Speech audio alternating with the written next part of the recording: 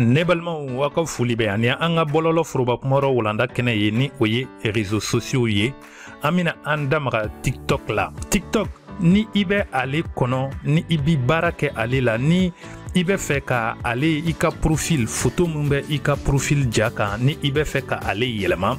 iba ale ke choya muna mina kana ndamara ula dakurunya kilena ko onyefo onyena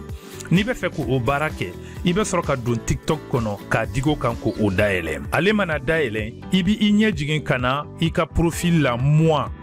o mana ke ibe soro ika profil photo o jafleni ale jain ibi teke digi ale kan o mana ke ibi inye jigi inye be sebeninkela jala yoromna ni o style ibe soro ki iteke digo kan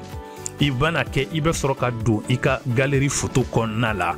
galerie photo konna la ibe soro ka photo sugandi photo muni ibe fe ko oke ika profil kan ni e photo mu jani ali photo in jamana bo ni ali ja sisansa ibe soro ki nye jigin kana duguma ka soro kana digi confirmer kan yola ibe soro ka laje ka clean e re di ba laje se ka clean sisan mun ja kan ka bo ka soro kana digi enregistrer kan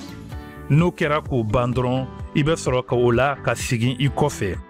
ima ne balmao ni e ka ira ila ibe fe ki ika profil photo ka se ka a changer TikTok konna la chuya muna iniche ika tloma jola akan sui nga réseaux sociaux kan dona natala video crow binale au niche au ka tloma jola